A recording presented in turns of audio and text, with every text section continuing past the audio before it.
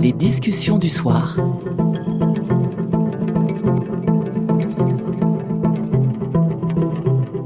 Les discussions du soir, René Friedman.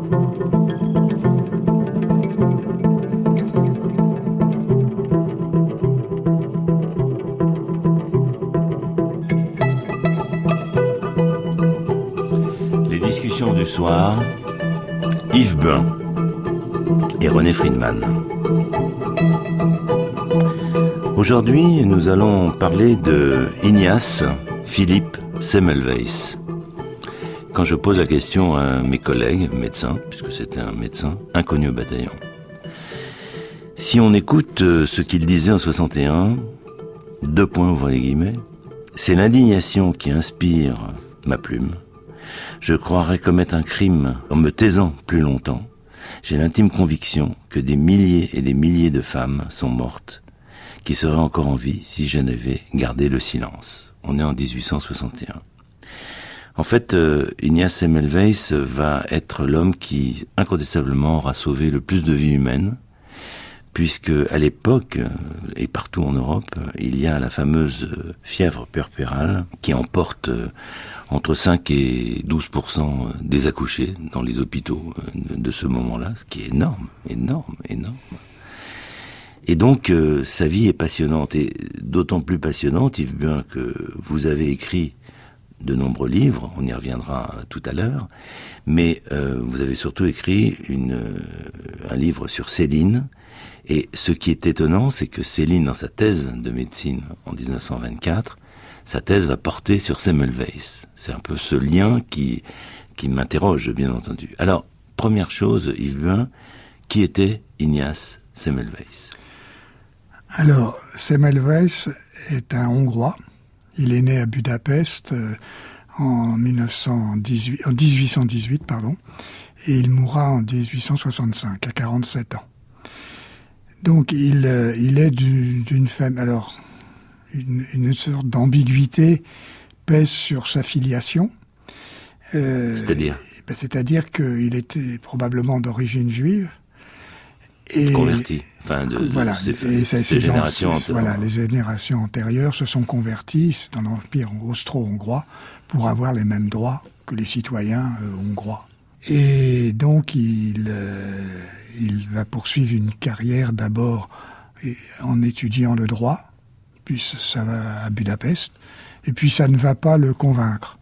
Il va s'orienter vers la médecine. Et il va faire quelques années de médecine Mais peut-être on pourrait dire, parce que je trouve ça assez étonnant, c'est pourquoi est-ce qu'il fait médecine? Il s'ennuie, bien sûr, en faisant du droit. Il part à Vienne, poussé par son père. Mais en fait, comme il s'ennuie, il y a un copain qui l'amène voir une autopsie. Parce qu'à l'époque, les autopsies étaient ouvertes au public. On poussait la porte et on pouvait voir, parce que c'était assez fascinant. Voilà. Et on est passé de l'interdiction de l'Église à la réalité, mais c'est ouvert au public. On n'imagine pas ça aujourd'hui. Et donc il va voir un grand professeur, Rokitansky, qui va laisser son nom d'ailleurs sur certaines pathologies, et qui est un as du scalpel, qui a fait, 6000 autopsies. Enfin bon. Et lui, il va être fasciné par ça, et ça va faire un tilt. Vous êtes d'accord? Il va, de ce fait, s'orienter vers la médecine. Voilà, il va s'orienter vers la médecine, et il va pas être complètement satisfait de ses études à Budapest, et il va aller à ce qui est à l'époque un peu la Mecque de la médecine, c'est le grand hôpital général de Vienne. Parce que les Turcs sont venus jusqu'à là. Oui, le grand hôpital général de Vienne, où il va vouloir apprendre la chirurgie. Et finalement, il va aller en maternité, et il va travailler avec 2 obstétriciens, l'un qui s'appelle Klein et l'autre qui s'appelle Bartsch. Et il va y passer 2 ans, assez tourmenté d'ailleurs, sur le plan des relations. Et il va Oui, c'est un homme quand même complexe. Oui, on y reviendra. Il a un destin assez tragique. Tragique totalement, mais en plus il avait des comportements un peu agressifs qu'on peut comprendre et expliquer, on y reviendra. C'est le psychiatre que vous êtes, Yves Buin, va nous donner quelques fils. Voilà. Donc il va étudier la chirurgie, mais par le biais de l'obstétrique, si je puis dire.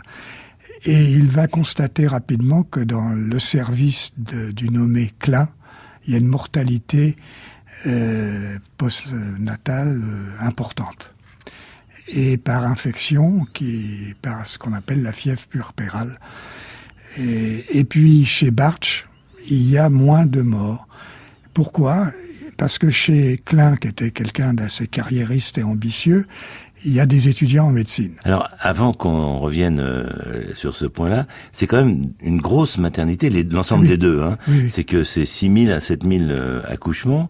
Et quand il arrive, en juillet, je vais noter ça, il y a 13% de mortalité, en août 18%, et en septembre 14%. C'est, encore une fois, énormissime. Énorme. Et alors, il constate ce que vous dites, Yves Bain, c'est-à-dire une différence. Pourquoi est-ce que dans une des cliniques, les femmes meurent beaucoup plus que dans l'autre ? Voilà. Et chez Bartsch, le personnel, disons, étudiant, est constitué de sages-femmes ou d'étudiantes en sages-femmes. Ce qui fait qu'elles n'ont pas le rapport qu'ont les étudiants en médecine avec l'anatomie, et en particulier les dissections de cadavres. Justement, ça va être la clé dans toute sa vie. Il montre que des étudiants font des autopsies et viennent ensuite examiner les parturientes sans autre forme de procès. Voilà. Et lui-même l'a constaté sur son propre comportement. Et ça va le rendre malade. Voilà. Ça va le rendre malade parce qu'il va comprendre qu'il a été lui-même le vecteur de quelque chose. On ne sait pas de quoi, parce qu'à l'époque, on est avant Pasteur, et donc il n'y a pas de microbes. Mais qu'il est sans doute, parce qu'à chaque fois qu'il intervient, finalement, la mortalité réaugmente. Voilà. Donc, il s'interroge, et alors, de manière tout à fait empirique, il s'aperçoit que s'il se lave les mains, il est moins contaminant, si je puis dire. Et surtout, chez Bartsch, il n'y a pas de problème de contamination, sauf ça serait si c'est lui qui l'introduit, en tant que médecin. Donc, c'est la gloire des sages-femmes.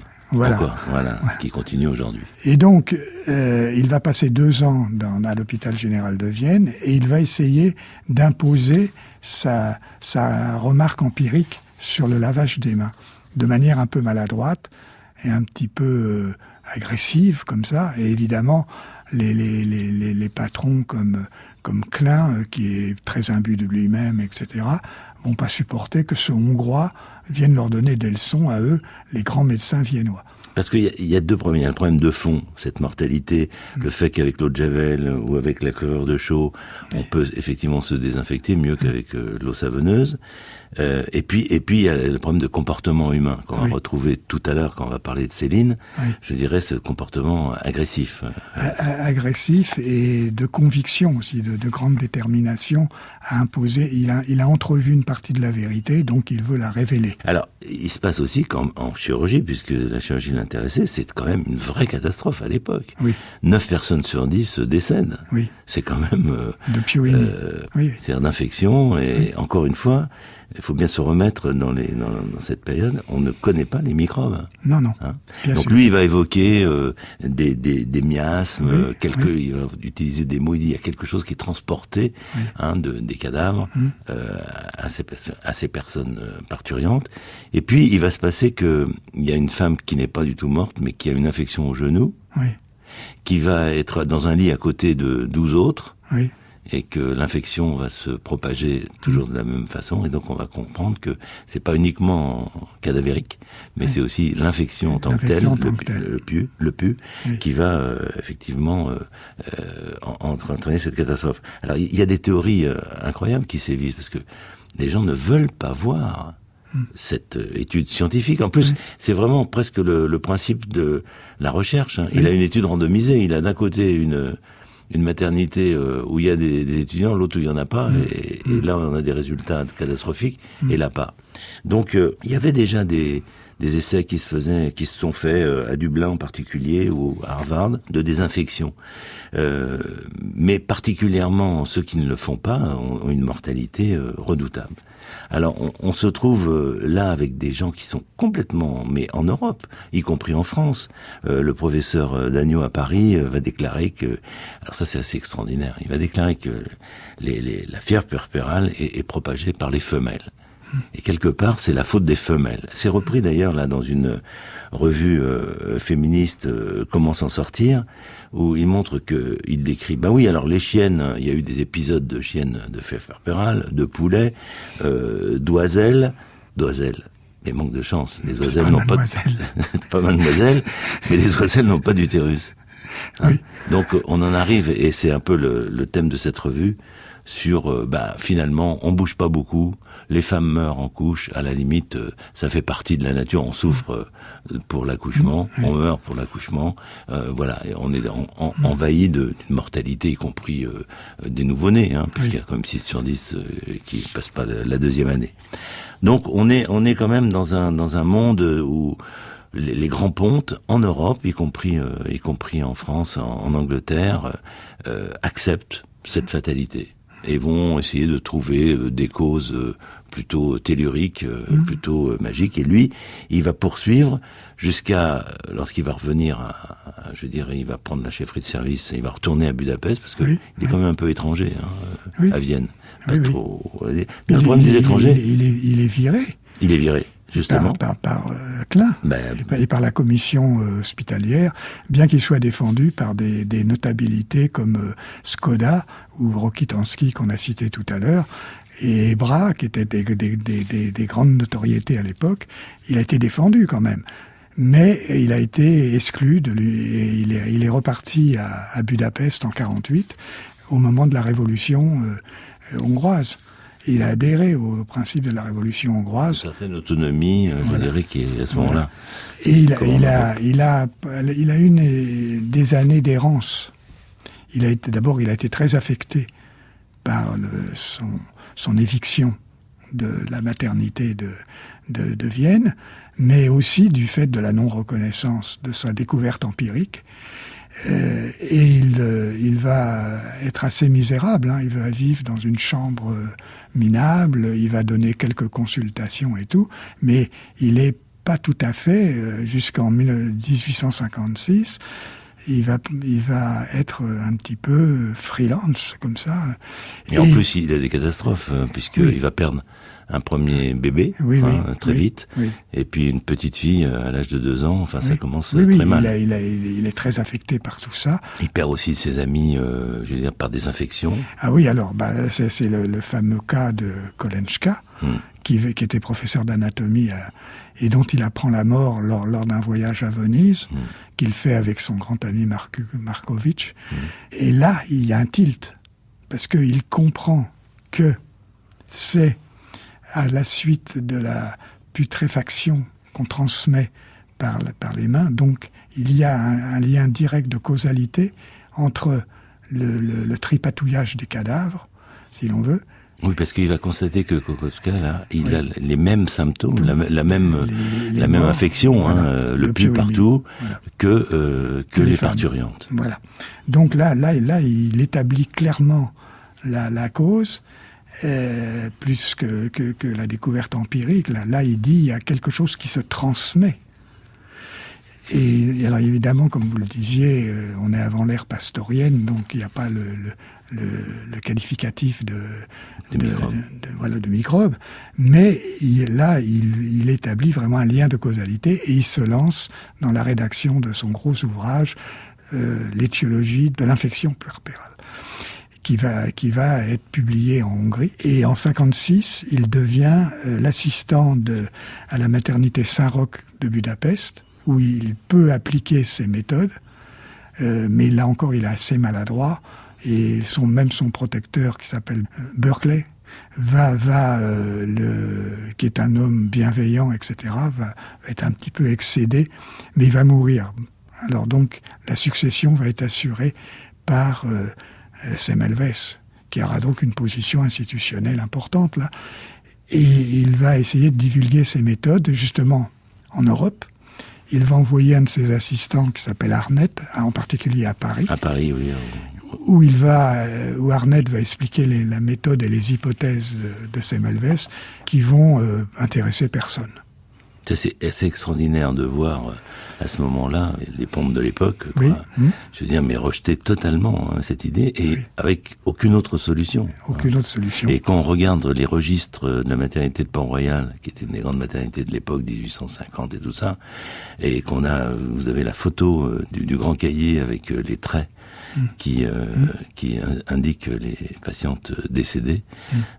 On peut comprendre que quand il est à Vienne, il voit des femmes. Alors, il y avait une histoire assez drôle, si je puis dire. C'est que il y avait des urgences on était de garde, une maternité sur l'autre, les deux là qui avaient des taux différents de mortalité. Et donc il y a des femmes qui arrivaient quand elles savaient que c'était telle maternité, là où il y avait les étudiants, enfin là où il y avait une mortalité qui était reconnue haute, chez Klein, elles voulaient absolument pas y aller, elles préféraient accoucher dans la rue. Et il y avait moins de mortalité. Donc on était quand même voilà. Alors la mortalité maternelle, c'est pas fini, même aujourd'hui. Il y a encore 10 décès pour 100 000 accouchements, c'est pas rien.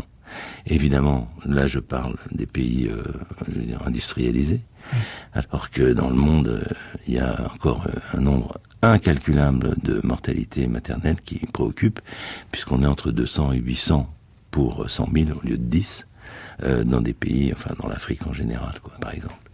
Et puis il y a toujours dans ce système qui veut être efficace parce qu'on va offrir un lieu d'hospitalisation. On peut pas opérer à domicile, etc. Il y a les fameuses infections nosocomiales. C'est des infections qu'on attrape alors qu'on en était porteur de rien. On était, dans tous les cas, pas atteint d'infection. Et on va les choper à l'hôpital avec des cas célèbres et moins célèbres, mais en tous les cas, tous des cas redoutables.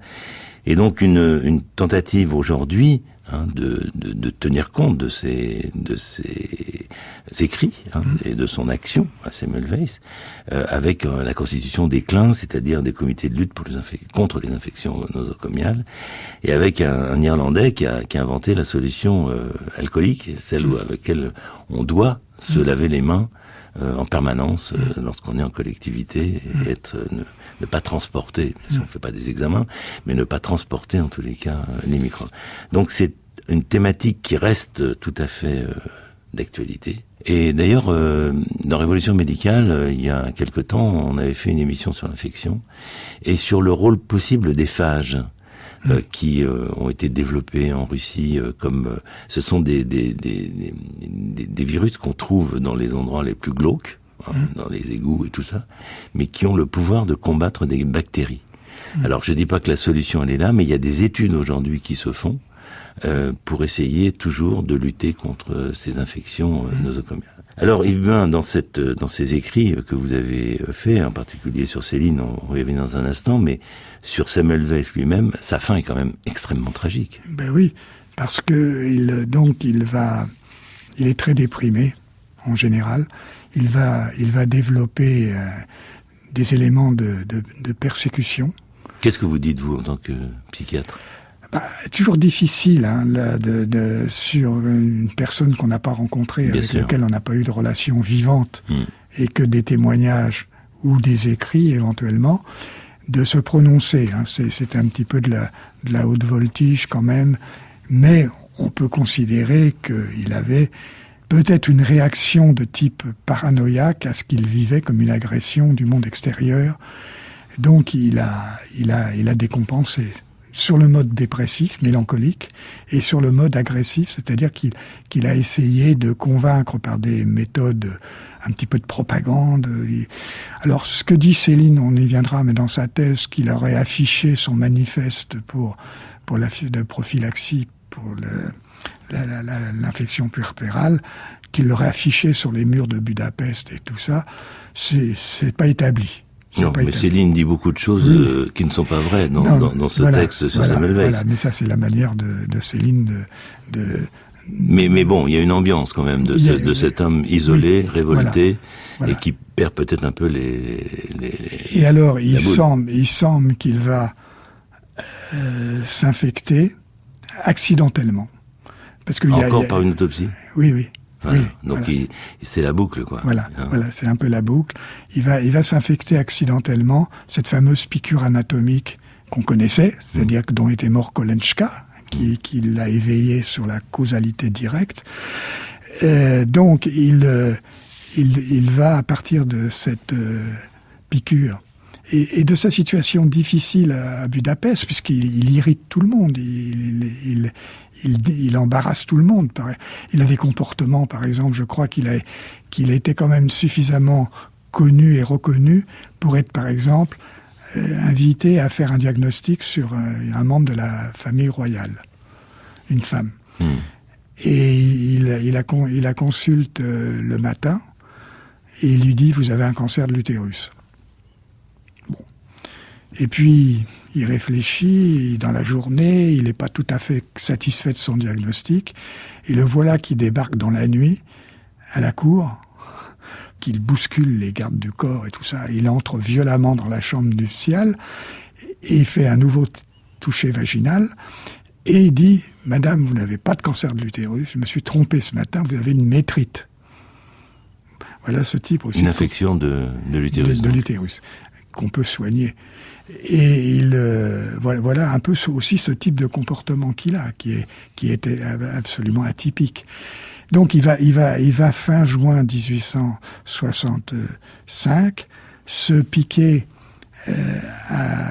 et là la fièvre qui va être corrélée à l'infection va le faire délirer. Il va délirer. Ce qui à tel point que ses amis décident de le transporter à Vienne pour qu'il y soit soigné à l'asile d'aliénés. Oui, il est préoccupé parce qu'il se rend pas compte, il pense que c'est pour autre chose. Oui. Puis finalement, on le pousse à la psychiatrie. Et il va mourir après 3 semaines d'agonie dans des souffrances. Alors on a évoqué quand même éventuellement un suicide. Oui, qu'il aurait fait exprès de se contaminer. Ouais. Oui, mais comment le prouver? Ouais, bien sûr. Comment le prouver? Enfin voilà, un destin tragique d'un homme qui n'est pas assez reconnu. Voilà. Et qui a vraiment été omnibulé par sauver l'humanité, en particulier par les femmes, et autour de la reproduction, on va dire, des accouchements. Donc on peut comprendre qu'il y a un certain nombre d'ouvrages aujourd'hui, comme celui de Robert Delaveau, comme celui de Michel Devaux, tout ça à l'Harmattan, et puis la republication donc de cette thèse de Céline que nous allons aborder dans un instant. Discussion du soir, Yves Buin, merci de nous avoir amené cette musique de jazz. Vous êtes un écrivain, un médecin, mais surtout un écrivain. Vous avez abordé tellement d'artistes de jazz et vous aimez cette musique au fond de vous-même. Et c'est un grand plaisir de prendre un peu de distance sur l'histoire qu'on vient de raconter, et ça permet de peut-être de voir un peu en image ce personnage de Semmelweis, que l'on méconnaît trop, mais peut-être après cette émission, on aura une meilleure idée de lui-même. Alors, le lien entre Yves Buin, qui est en face de moi, Semmelweis qui est derrière, et puis Céline qui est je ne sais où, parce que Céline, à l'âge de 30 ans, quand il va écrire sa thèse en 1924, mais qui ne sera publiée que plus tard, sa thèse, c'est Semmelweis. Alors, moi, ça m'a interrogé. Pourquoi est-ce que Détouche, à l'époque, qui n'est pas encore Céline, va publier quelque chose sur Semmelweis? Alors, l'origine, c'est que le professeur Brindot, qui est à Tarnier, qui est un grand obstétricien... À la clinique de Tarnier, accouchement à Paris. Accouchement à Paris, qui est un grand obstétricien reconnu... peut-être pas mondialement, parce qu'à l'époque, les communications, mais enfin, qui est reconnu au niveau de l'Europe, c'est clair. D'ailleurs, je pense, Yves, Tarnier est un des seuls qui va, au moment de sa leçon inaugurale, va rendre hommage à Semmelweis. C'est vrai, c'est vrai. Donc on est à Tarnier, et on est avec Brindot. Donc rue d'Alsace. Et Céline fait son stage d'obstétrique dans le service du professeur Brindot, qui remarque le caractère un petit peu particulier de cet étudiant en médecine, qui termine sa médecine à Paris, Céline, puisqu'il fait son stage en 1923, je crois. Et il lui dit « Vous avez là matière à un roman ». Et il lui dit aussi « Vous devriez écrire de la poésie ». Brindot, qui remarque Céline et qui remarque cette particularité chez Céline d'être un écrivain en herbe. Et c'est lui qui lui suggère de faire sa thèse sur Semmelweis. Et Céline découvre Semmelweis et va s'identifier totalement à Semmelweis. Pour des raisons qui sont dans le destin tragique de Semmelweis, prophète mais non reconnu, se battant contre la terre entière et dépositaire de la vérité. Vous pensez que c'est ça, Yves Buin, qui a attiré, je veux dire, dans le personnage, enfin, ce modèle du héros méconnu, quoi. Voilà, c'est fondamental. et qui vraiment aussi avec cette ambiguïté que je signalais tout à l'heure sur la filiation de Semmelweis, parce que Céline l'appellera mon demi-juif, et à un moment, quand il sera célèbre après Voyage au bout de la nuit, il y a un scénariste hollywoodien qui s'appelle Benetch, qui est connu, hein, bien sûr pour tous les scénarios qu'il a pu écrire, qui a envie d'écrire un scénario et faire un film sur Semmelweis. Mm-hmm. Et dans la correspondance que Céline a avec son agent américain, qui négocie avec Benetch la possibilité de faire un Semmelweis, Céline dit il devait être juif. Voilà. Non, je dis ça parce que sans entrer dans cette période célinienne des pamphlets, etc., qui n'est pas l'objet de notre émission, bien sûr, mais simplement pour dire que probablement le caractère de la judéité possible de Semmelweis a aussi joué en Céline, probablement, à un niveau très inconscient. Alors, je ne veux pas m'aventurer sur des pistes trop contestables. Mais est-ce qu'on peut dire qu'en 1924, Céline était déjà l'antisémite qui va devenir ? Non, il n'y avait pas d'écrit. Dans les premiers écrits de Céline, à part l'Église, mais là, il se moque de Rachman à la SDN, mais enfin, c'est un autre sujet. Non, il y a dans le Voyage au bout de la nuit, dans Mort à crédit, il n'y a aucune allusion à l'antisémitisme. Aucune. Ça va venir après. Ça va venir après, pour des circonstances existentielles qui vont nous rappeler Semmelweis. C'est-à-dire que Céline a écrit cette énorme Mort à crédit où il a dit, comme il l'a dit, j'ai mis ma peau sur la table. Et à tort ou à raison, il a pensé que la critique était passée à côté de son livre. Il avait dédaigné cet effort colossal qu'il appelait le monstre, le Mort à crédit. Céline appelait ça le monstre, tellement il était un manuscrit de 1000 pages qui a rénové, à tort ou à raison, on peut en discuter, c'est un point de vue esthétique, mais qui a rénové le roman français. Et c'est à l'issue de ce qu'il a vécu comme l'échec relatif de Mort à crédit qu'il a commencé à écrire ses pamphlets. Alors que les critiques les plus favorables à Céline étaient des critiques d'origine juive. Pour ses deux premiers ouvrages, j'entends. Et d'ailleurs, la thèse sur Semmelweis, il va la publier non pas en 24, parce que là il est rien, mais en 36. En 36. C'est-à-dire justement à la période que vous évoquez. Voilà. Alors c'est quand même intéressant sans qu'on puisse le développer beaucoup, ce rapport à la judéité possible de Semmelweis, mais comme persécuté et comme victime d'une espèce de pogrom intellectuel. Et Céline va complètement s'identifier à cet homme. Et alors, il va écrire une thèse qui est un morceau littéraire de très haut niveau, je trouve. Où Céline on peut conseiller aux auditeurs de le lire. C'est assez bref, effectivement. Oui, c'est une thèse de 120 pages. Mais c'est pas du tout une thèse médicale. Enfin, non, c'est une thèse littéraire. de l'histoire de Semmelweis qu'on vient de résumer. Mais il a eu un prix de jury. Il a eu la médaille de bronze de la thèse. Et on peut s'interroger sur le fait que qu'est-ce que le jury a pu comprendre, à part Brindot, qui était président du jury, qu'est-ce que le jury a pu comprendre de cette démarche de Céline, qui est une espèce de morceau littéraire de très haut niveau, j'insiste, avant qu'il subvertisse la langue française. On sent que Céline possédait parfaitement le classicisme français, qu'il était amoureux de la langue française. Alors c'est une sorte de fresque hugolienne, puisqu'il parle de Napoléon, de Corvisart, qui était le médecin de Napoléon, pour nous introduire dans l'Europe centrale par son rapport à Napoléon, et comment les héros sont nés. Comme ça.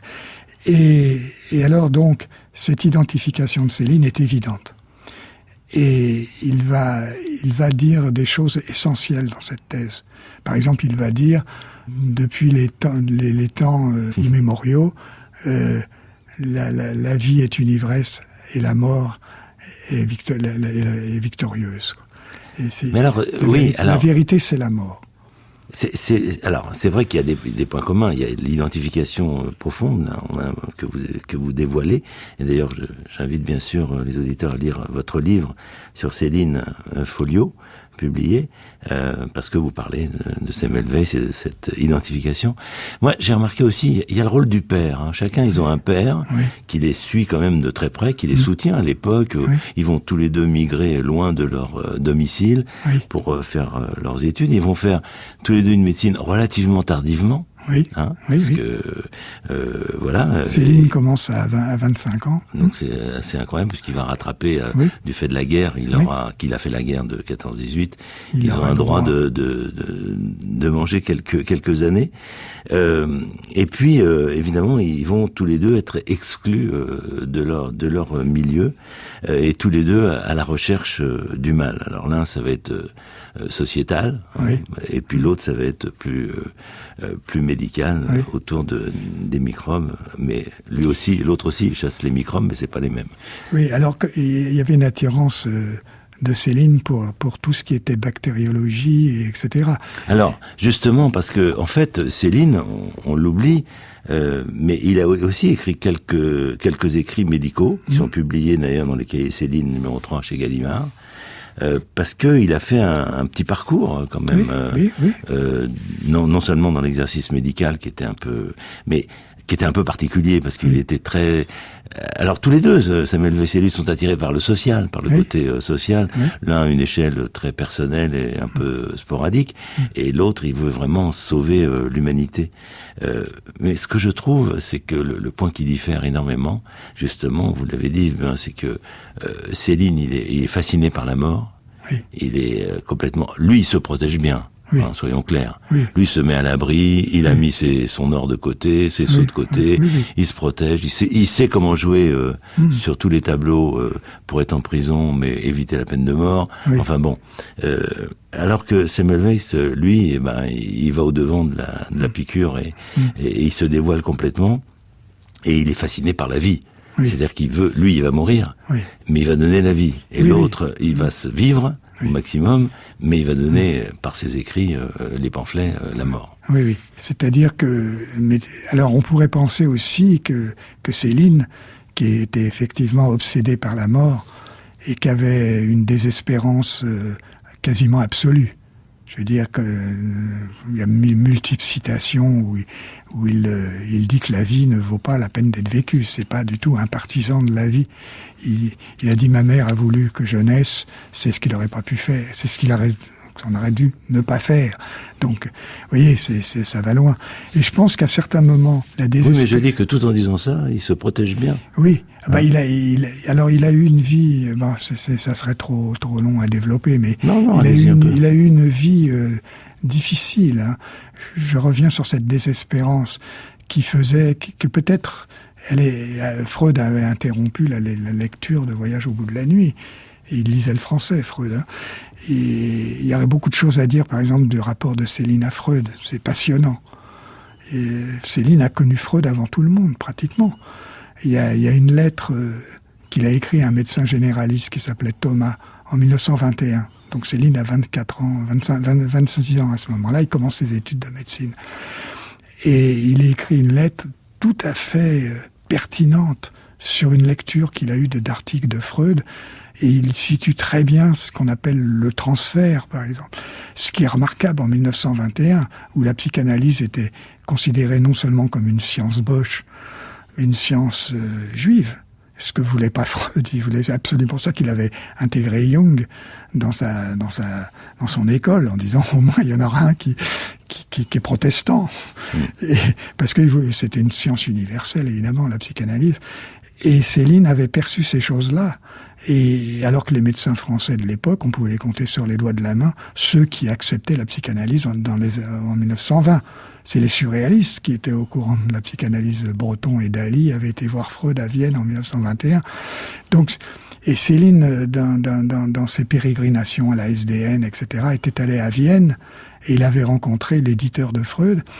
Il avait eu notion d'un texte, il avait rencontré des analystes viennois, qui était quand même une très grande école. Il n'avait jamais rencontré Freud, hein, mais il avait rencontré Madame Angel, il avait rencontré la femme de Wilhelm Reich, Annie Reich, et il avait demandé à une de ces femmes allemandes, parce qu'il a eu des nombreuses conquêtes féminines, Céline, de lui traduire Deuil et mélancolie, le texte de Freud.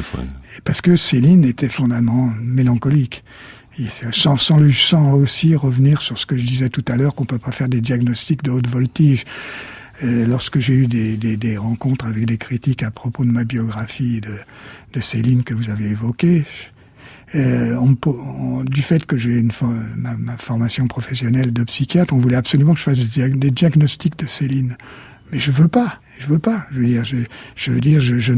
ne consulte que ses écrits. Alors dans ses écrits, justement, quand il est à la SDN, pour rester sur le thème médical, Céline, il va faire des rapports sur la médecine sociale, sur le rapport au travail, en particulier quand il va faire ce voyage en Louisiane ou bien les usines Ford.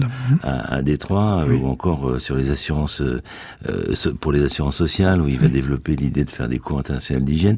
Donc on le voit effectivement, et alors voilà, il est préoccupé par l'hygiène, ça c'est avant sa thèse. Oui.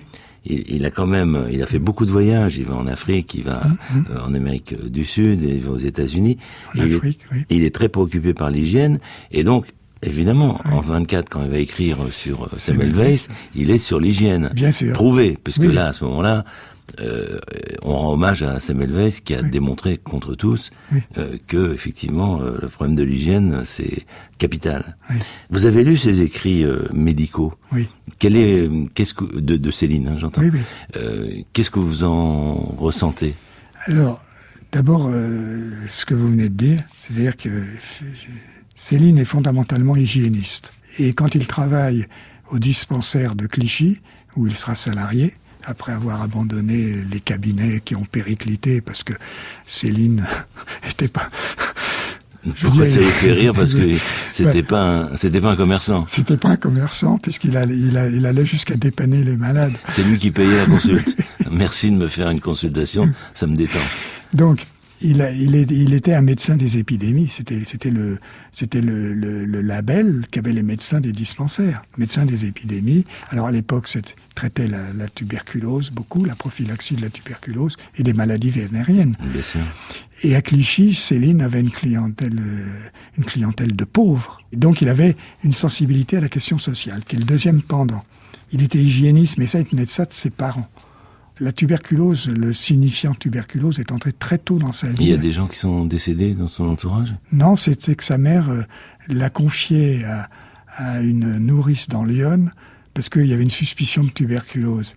Et donc Céline a très vite été dans le bain, si je puis dire, de tout ce qui était microbien. À la maison, il y avait sa mère était une femme de ménage exemplaire, il n'y avait pas un grain de poussière. On était dans la phobie des microbes et des choses comme ça. Mais on peut pas dire qu'à la fin de sa vie, il en a tiré des leçons, parce que le bordel à Meudon, c'était comme le bordel dans sa tête, soyons clairs. Mais enfin, je veux dire, en plus, il en faisait état. C'est un acteur. Un acteur. Ce que je dis, c'est que séducteur. Voilà, il en fait un acteur. C'est que, en même temps, il écrit effectivement sur l'inexorabilité de la mort et la hantise de la mort. Mais encore une fois, peut-être dans des situations que sont pas. Il vit pas dans un château et dans des conditions comme ça aurait été quand même le comble. Mais voilà, mais il se protège au maximum. Oui, bien sûr, c'est un être humain, ça aussi. Mais alors, pour revenir donc sur le deuxième pendant de la médecine sociale, il supporte pas la pauvreté, ni l'alcoolisme, ni ces choses-là. Donc, il va prendre conscience quand même du caractère social, de la possibilité de la causalité sociale des maladies. Il va soutenir les assurances sociales. Il va écrire, comme vous le dites, sur la médecine du travail. Il va écrire sur le chômage. Alors ça, quand même, est-ce qu'il a bien vu les usines Ford, qui étaient aussi d'ailleurs en l'occurrence un antisémite notoire? Oui. On pense que finalement, il faut donner du travail aux pauvres, aux gens qui sont handicapés. Quelle est sa situation? Comment il analyse ça? Il a passé 3 jours aux usines Ford. Mais là, c'était un remarquable observateur. Tout le monde le dit. C'est-à-dire qu'il a lu des textes, parce qu'il était bilingue, il lisait très bien l'anglais, il le parlait. Il a été sensible à la manière dont une entreprise pouvait prendre en charge, justement, les handicapés, leur trouver des fonctions adéquates, adaptées à leur handicap, etc. Il a trouvé ça très nouveau. Et donc, il a ce côté, il a travaillé dans des lieux minables. Après, il est allé à Besançon, il a travaillé à Sartrouville. Tout ça, c'est la banlieue. Céline est un homme de la banlieue. Il a reconnu la banlieue. Il a écrit même un texte assez magnifique sur la banlieue. Donc, C'est un personnage, qui, je pense, par le truchement de l'hygiène et de la préoccupation sociale, se retrouve encore près de Semmelweis. C'était le sujet de cette discussion, de nos discussions, Yves Buin. Pouvoir aborder Semmelweis, grand inconnu, Céline, malheureusement trop connue pour des choses condamnables, mais qui a, en 1924, en tous les cas, fait cette jonction que nous reprenons grâce à vous et grâce à vos écrits, en particulier cette fantastique biographie sur Céline que vous avez écrit et publiée chez Folio. Cette émission de René Friedman, avec Catherine Donnet, Didier Lagarde et Emmanuel Couturier, c'est Discussion du soir, ce que vous pouvez retrouver sur le site internet de France Culture, franceculture.fr, et sur le site de notre partenaire, le Quotidien du médecin, avec qui nous sommes en collaboration. La semaine prochaine,